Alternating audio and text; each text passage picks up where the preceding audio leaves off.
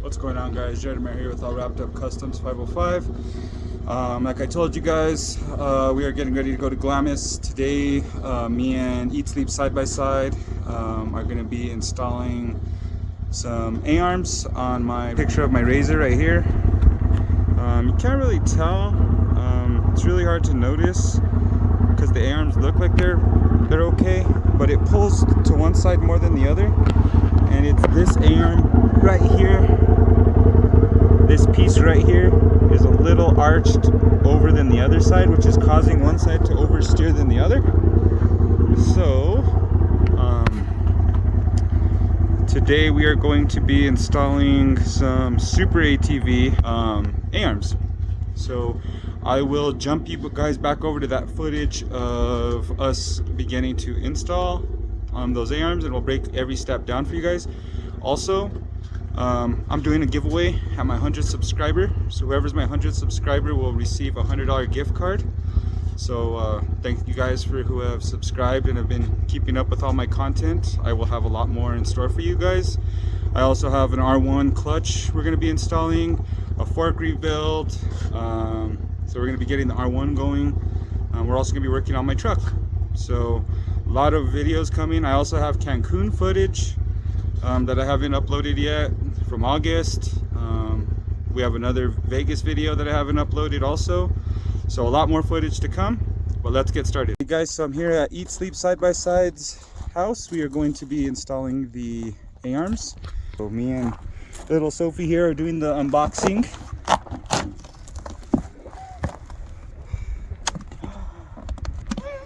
Yeah, I'm just as excited as you are, Soph. Let's see what we got, guys. Ooh, got some stickers, some cool built for battle stickers. What did Jared get? We got some stops for new bushings and stops and zerks for the Aarms. What did Jared get? What did he get? Got some stops for the, No, I we guess, don't need that shit. additional stops because we already put the heavy duty steering rack on there, so we probably aren't going to need those. And these beautiful new high clearance Aarms, plus two forward. So we will jump to taking those rims and tires off, and we'll show you guys what to do next. Alrighty guys, so we just took off the tire. Now we're gonna have to take off, we are going to be taking off the tie rod. So we're gonna have to undo this, take this off, and this is an upgraded tie rod already, so I may or may not switch this out. We're gonna unbolt this part and drop this out, and then we're gonna be taking off the brakes and basically all the shocks too, and we're gonna support the shock with the ratchet strap around the cage. So I'll show you guys what that all looks like, and tell you what you guys need to, what sizes and stuff you guys will need. Okay guys, so I took off the tie rod nut, which was a 19, and I also took out the little cotter pin that was attached to it. After that, I got a 15 and started taking off the brake caliper, which are these two bolts, one right here and one right here. That's what they look like. Once I took those off, I slid it over to the side and just rested it here. Once I have it ratchet strapped up, I will tuck that up with that, and we'll start removing the tie rods. You have to take off this to get access to this part, so we'll jump to that next. Alrighty guys, so we took off the shock bolt, 215s, that came out. We had to drill out these, which held the brake lines in place. We still got to zap that off, and then we're gonna have to thread in the new ones because they come with Torx. From there, we disconnected the tie rod. It's being held up, the shock's being held up here with our brake caliper. And now we're just trying to bust out this ball joint down here, the lower ball joint. The top one just came out pretty simple, but the bottom one's being a little pain. And then it's just unbolting the Aarms, and those are 215s, so we'll jump to what that looks like after. Alrighty guys, so me and Eat Sleep side by side, we put on everything. We did have to take off, as you can see, my whole front bumper's off, which is okay because we got to fix that little dent right there, that bend. But you have to take it off because you have to access these two bolts, this one and this little guy over here. But they're all on. Looks nice. Like it way better than the white. It does push it forward. It does push it forward because we were noticing that at first this was like right there. So now it's more, the caliper and everything's more pushed forward. Should clear from, I don't know if you guys could see, but there's some marks up here where my tire was slamming from the whoops and stuff. So it should give me more clearance. Pretty much everything was 15s, 15, 15. These bolts up here were 15s. I don't know if you guys could see those. This is a 15. That was a 15 on the other side. 15, 15. I did find we did run into an issue, so I had to go home. Luckily, I ordered some new axles because this axle was snapped. So I'm gonna have to order another one before we head out to Glamis. But now we're just putting on everything and fixing anything that's bent, like this dumb bumper. I don't know if you guys can see, but we were laughing earlier because it's got an arch now and it's supposed to be flush. So we're gonna finish putting on the tires and we'll go from there. Also, just to let you guys know, we gave you guys new brackets. So we just basically cracked the other ones off because this side was bent anyways. We're not gonna reuse the Aarms. Yeah. And we'll just jump to the video of it being back together. Let me know if you guys have any questions. What was about? 2 hours, not bad. Everything's pre-installed now, so the ball joints were installed, everything was installed. We're using the same tie rods. They didn't come with any like it said it was supposed to, so no adjusting needed. And we'll jump. Thank God we did have the upgraded ones you put anyway before. Yeah, so before we decided to do Aarms. So basically it would have came with the same tie rods that it would have had because it was the same brand as the tire rack. So we'll jump to the steering rack, sorry. We'll jump to the end in a second. Alrighty guys, so me and Eat Sleep Side by Side, we installed the Superatv high clearance Aarms. They already had the pre-installed ball joints. Everything went back in pretty good.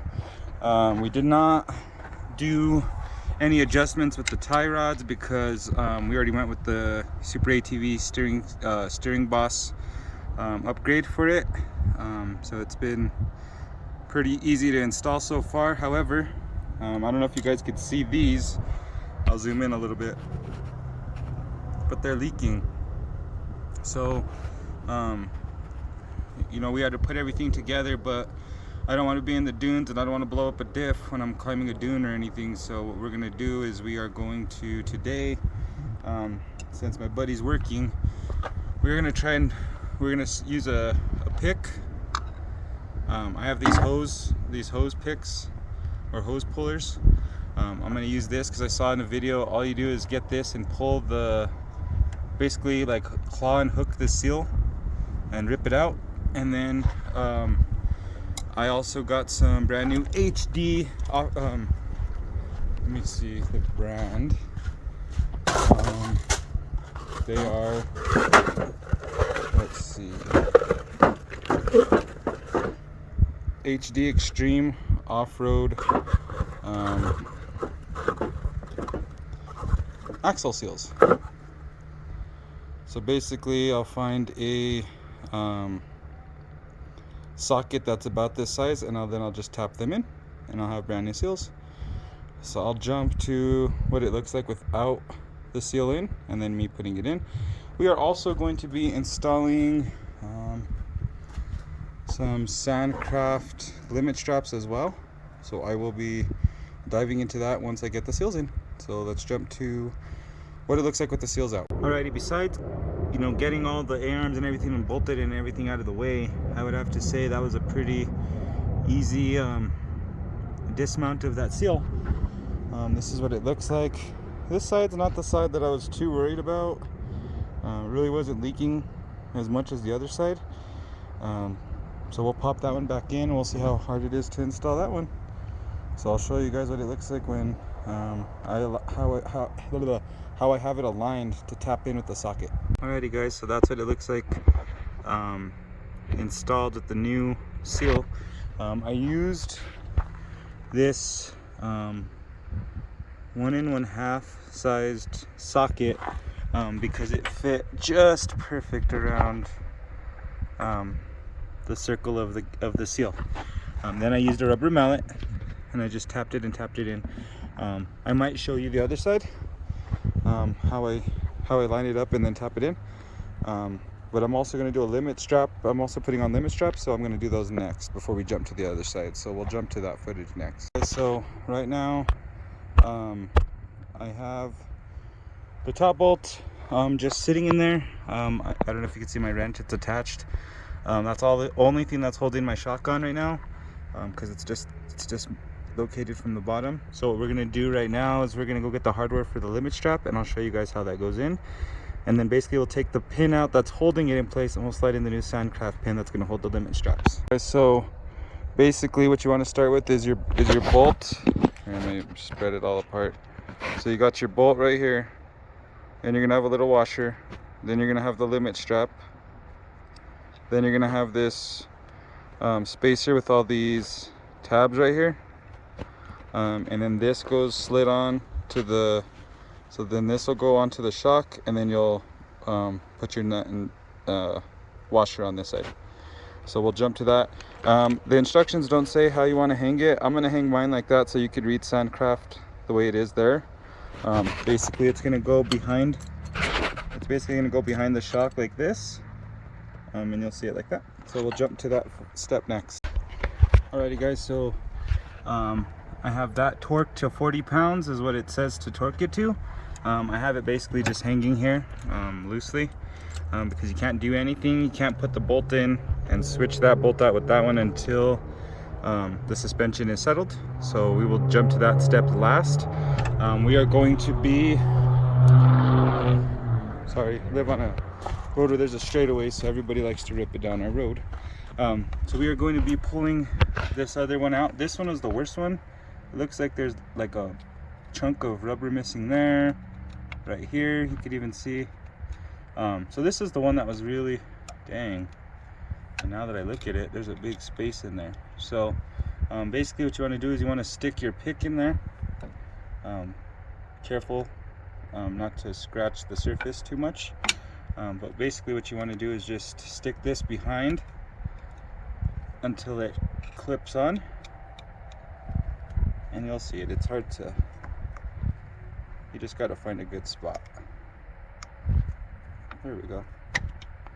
So I just stuck it in right there and then turned it, and you'll start feeling it start to want to slide out. So that's all I did. I will jump to this takes a little time to find a good spot around this little ring to hook it to. Once I do that, I will jump to, oh, there it goes. You guys actually saw it happen in motion. So there's what it looks like without it. So now I'm gonna take some brake clean, just spray it, make sure this area is pretty clean. Okay, we'll let that dry, wipe it down a little bit more to make sure all the splines are clean. Okay, we'll go get our other seal while that's coming together. As you can see, I got my SS360s ready to go.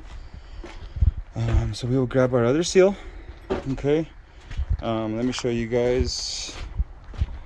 So this is the 1.5 that I used. As you can see, it's just the right size.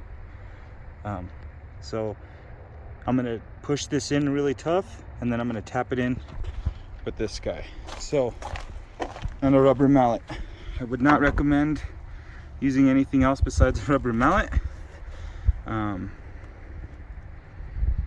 just because any little bends or anything in this, and it's probably not going to be any good. So as you'll find, it'll go into certain spots, but the key is to get it in even. So you could pretty much get it to seat in. Like right now it's pretty seated, but it's stuck, hung up right here. It's almost in up here, so it's a little uneven right now. So I'm just gonna work it with my thumb. Just keep playing with it. There we go. And that's about as even as I'm gonna get it with my fingers. So now what we want to do, I'll set my phone, try to set it like right here somehow. Let me see.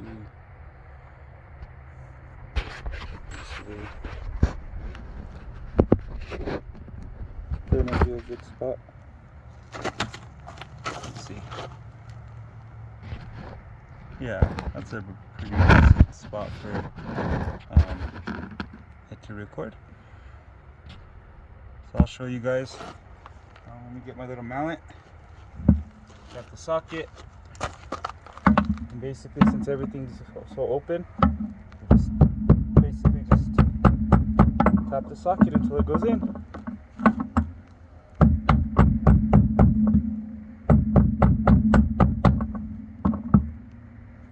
So it's seated there on that side. So now we gotta just focus on getting it tapped in on this side. Alrighty? So we'll keep working at it and working at it. There goes that side. There's that side. It's almost in.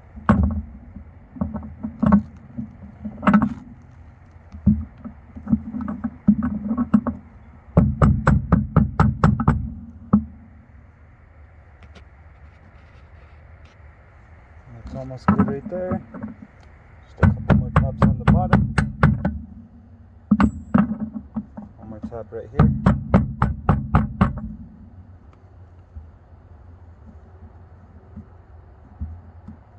There it is. Just a little more. I don't like how it's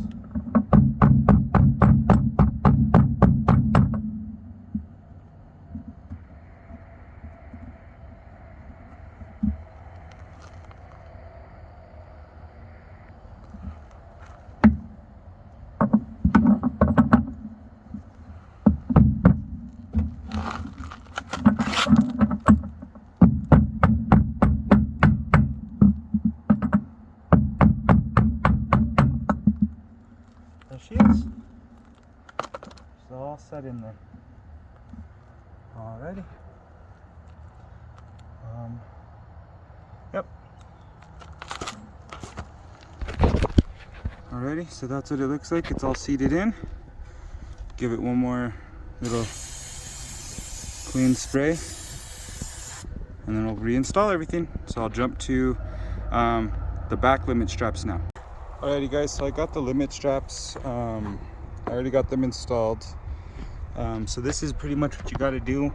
Yesterday I showed you guys that the top limit strap was already bolted on and torqued. Once I dropped the front down, the suspension settled, which gave me all this extra slack, and pretty much it was pretty easy to just slide one bolt in and one bolt out. This is the front of the Rzr right here. So you want to go bolt, washer, through the shock mount, spacer with the little tab on the outside, limit strap, washer, lock nut, and then you're going to torque the bottom one to 40 pounds as well. I just jacked up the back of the car, and I have one of the limit straps on in the back. So I have this one already in. So this is the back of the car right here. Okay, this is the jack. You can see the jack. So this is the back of the car.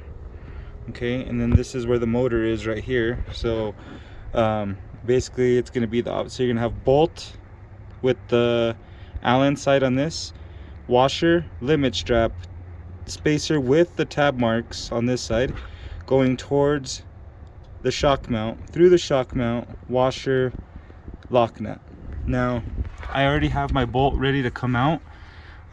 What I'm going to do is I'm gonna kind of cheat a little bit. So I'm going to slide this in like halfway just to hold the shock in place, pull this bolt out, and then slide my pin in, and this one's going to go so this is the outside of the Rzr. See my finger? So this is going to go in. It's going to go in, bolt, and then in between it, it's going to be the, so it's going to be bolt, washer, shock mount, through the shock mount, spacer, washer, lock nut, and I'll jump to that, what that looks like right before I tighten everything up. You guys, so my cheater method worked. So you can put, I used the old shock pin from my lower mount, and I just slid it in like a little bit, like maybe just up until about right there, just to hold this in place, and then I slid the pin in and pulled this back out, and it worked perfectly. I'm ready to mount these up, and then torque all these bolts down to 60 foot-pounds, and we're pretty much done with the limit straps and the axle seals. If you guys have any questions, feel free to ask me. I am again going to be giving my 100th subscriber $100, either cash or Venmo or a gift card. So thanks for all you guys that are subscribing, and we have more videos to come. Like, comment, subscribe. See you next time.